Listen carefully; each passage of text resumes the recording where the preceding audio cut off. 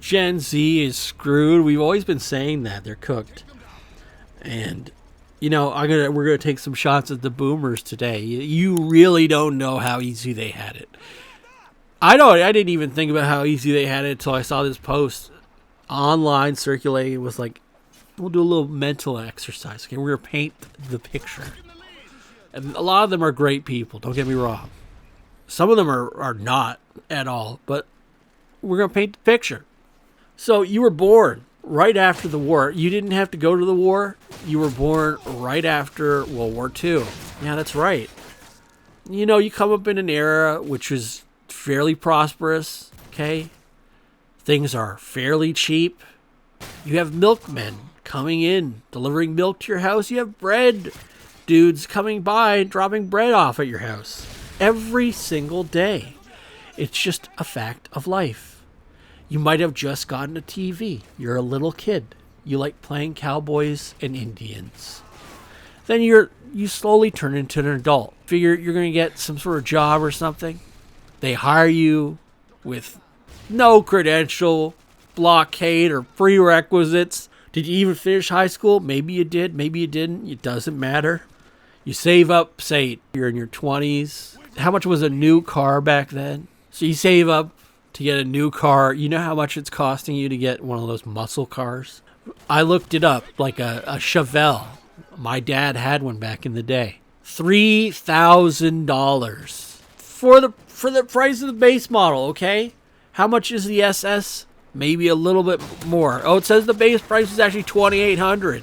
The SS is $500 on top. The total for the SS is $3,300. $3,300. Okay, that's not a lot of money for a car, muscle car. And, you just drive down. You see some hippie chick just trying to hitchhike or whatever. Maybe she went to Woodstock. Maybe she didn't. You just pick her up, and you know what? She could be your wife. She's going along for the ride. And then, now that you have your car secure, wife secure, job secure, and I remember, you got that job without having any prerequisite conditions. Nobody even checked. It was a firm handshake like they always said. Now you think a year or two has passed, maybe it's time to buy a house. So, you just off your salary alone, you can afford the whole mortgage for your house. And how much did your house cost? A couple $10,000? Says in 1970, the average house price in the United States was $23,400. Okay? Wow. That's nuts. Some of them, detached homes was $29,000 in Toronto, Canada. $29,000 and you own yourself a detached house. Isn't that insane? So essentially, what are we saying for under $35,000, you had yourself, your entire life was set up. Car, house, all done, all paid for. And okay, even though the wages were a lot smaller then, it's still, you'd be chugging away paying at it. Wasn't that much of a note to carry. It's not like carrying on. With the notes today, $600,000 house, $700,000 house, $1 million house, $400,000 house. Those numbers are crazy. Okay, they're a little crazy, folks. And of course, the boomers didn't know. You know how much that car would be worth, by the way? It will make you sick. It will make you sick. Those $3,000, that $3,500 car would be worth, what, $50,000 today? $150,000? It's crazy. Of course, nobody knows. Nobody is. And my dad, I joked at my dad about that. My late father, but he said, no one had a crystal ball back then. Nobody would know that these cars would be worth that much more this many decades later. The Ford Mustang, all of them. All those muscle cars. They were buying them for super cheap, trashing them, throwing them away. So many were destroyed. You don't even know. And they ended up being worth so much more way down the line. But nobody would have expected that, to be fair. Would you expect a car that you bought now to be worth that much more 30 years down the line, 40, 50 years down the line? No, of course not. Now, seeing stuff happen with the housing, though, different story. You know, when the houses started creeping up from, and we just saw median price was around 30K, was it? Started going up towards 100 in like 1990. That's still affordable. You know, 100 grand. I think you could afford that. What your minimum down payment would be? What, 5,000 for 5% down? I think you can do FHA in the United States for a lot lower, for like 2 or 3%. So what's that, $3,000 you have to put down? And you still own the house, and you still get the limited long note to start paying into. And they'd be in what, their 30s or 40s when that happened. So it was definitely possible. But they did miss some opportunities, like buying the block, that's for sure. And my grandpa, not related to my dad, by the way, not at all related, lamented he should have bought the block. Yeah, you should have. And that, you know, as much as people will harp on the boomers, and I might be one of the first people saying in this commentary game, you know, even their parents, some of their parents are also to blame, okay? You had the chance to set up a dynasty. You had the chance to set up an irrevocable dynasty to set everyone up for life, to own so much of this land before it has been bought and sold from under you, before it has risen to rates that are exorbitant and could never be purchased again, realistically, unless you have two people with a good job. And that's now. What's it going to be like for Gen Z later on? What's it going to be like for Gen Z's kids? Okay? Are they even going to be able to buy a house when it's so hard to even get one now? So as much as we fault the boomers, right? And their parents are kind of a little bit to blame, and the generation right before them, because those people did have the opportunity to just destroy. I mean, totally crush. I mean, your grandfather should have bought 7 houses and 20 friggin' houses and as much as he could have bought at that time, and it would have been crazy. Again, they didn't have a crystal ball, but you know who always gets off on this? You know who somehow manages to get away scot-free? Those Gen X people. Those dirty Gen X people never get blamed for nothing. They had ample opportunity as well. I don't care what you say. Those Gen X people, they came up in the 90s, in their 20s, right? How old they'd be in their 20s. In the 90s, they'd be born in the late 60s and early 70s. So yeah, they're not getting the $20,000 houses, but they're getting the houses that are just under 100 grand. Okay, the house that might be 100 grand, not, you know. You want to buy the block now at $400,000 average for houses. Maybe you can get one, you know, maybe, if that.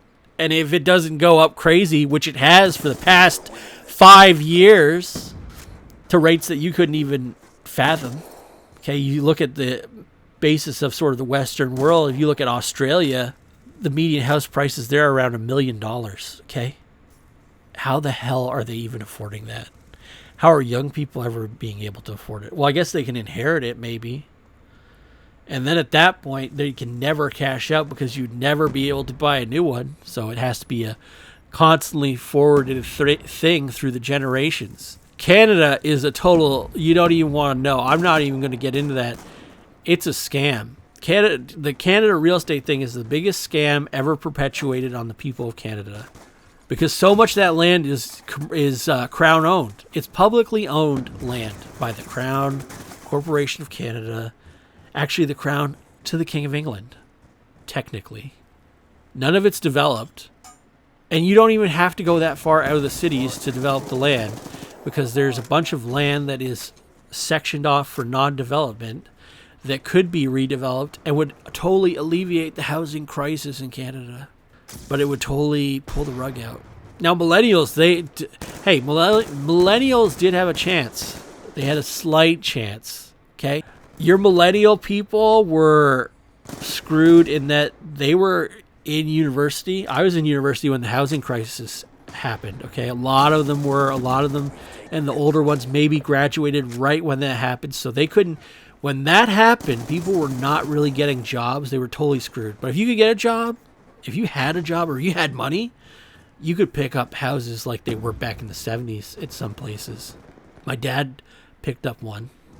Yeah, he did. And he actually they were looking at some California foreclosures that were going for around 30 grand at the time. That's how crazy it was.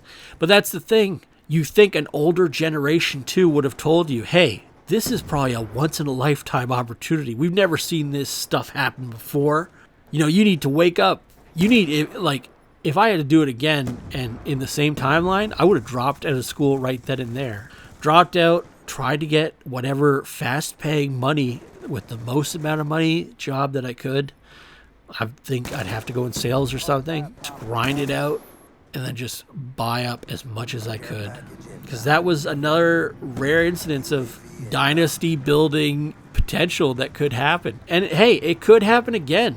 You look at what's happening in Florida with those condos, people are exiting out real fast. And other markets in the States are sort of going topsy-turvy. And even right now in Canada, the condo market is going woo, which it didn't used to. People are not paying for those shoe boxes in the sky like they used to. Not for $700,000, $800,000, not for $1 million. Because why would they? Why would they when you're paying for, like, maybe you get more room in a camper van, okay? Maybe even being homeless gives you more space to live in. I don't know. But as much as we ragged on the boomers, it's like every generation around that time still had opportunities. And even my generation, the millennials, did.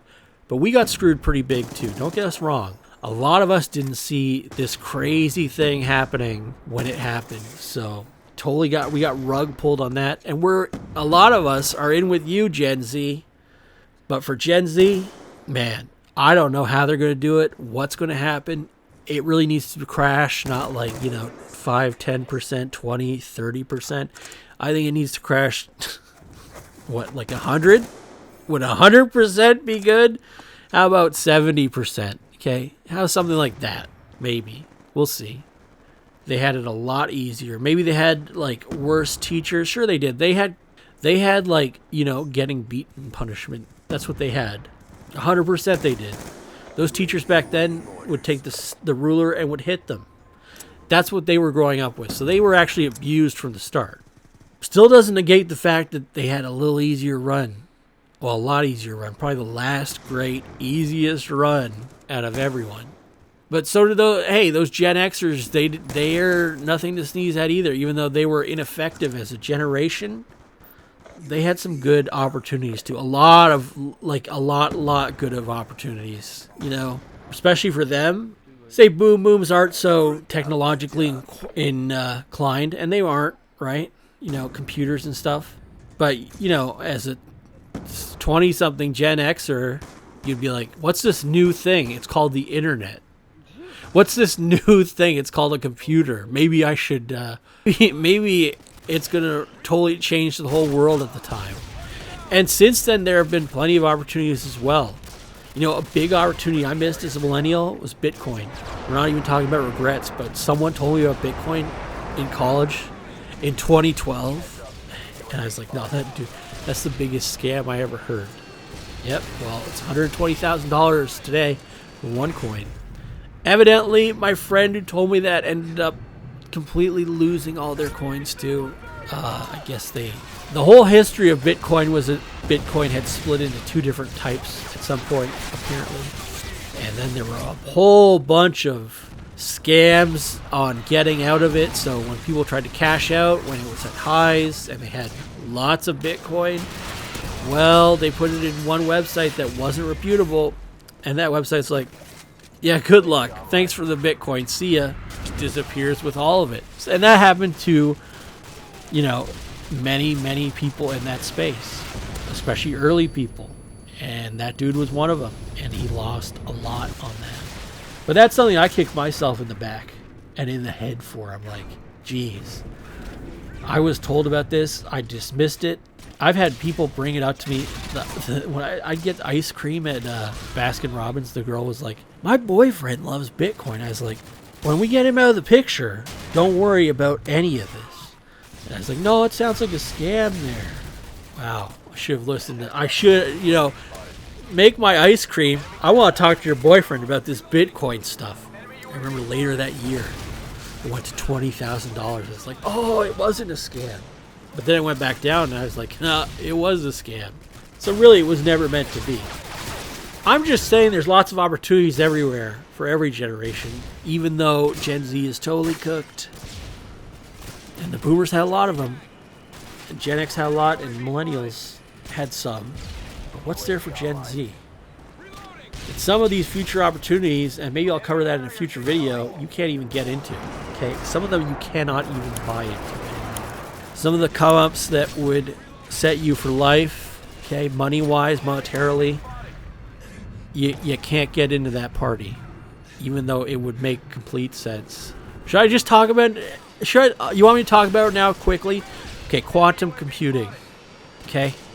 Generally, no. I'm fairly certain you can't even buy into some of those aspects of it. That's just it for now. You can get into the ones that are a lot sketchier, but not the primary ones. So the proprietary ones that were already bought up. And then eventually, I've been reading more about it, and it says everyone says that it's just a total dog. Like, it's not good right now. So it's just something to consider. How Gen Z gets out of this, I don't know. Just give them a firm handshake and see what happens. I don't know, but we're all cooked together. We're all facing the fryer at the same time, so it's great to conversate with you guys. I love doing these commentaries. They're actually fun for me to do, and I hope you have a great rest of your day.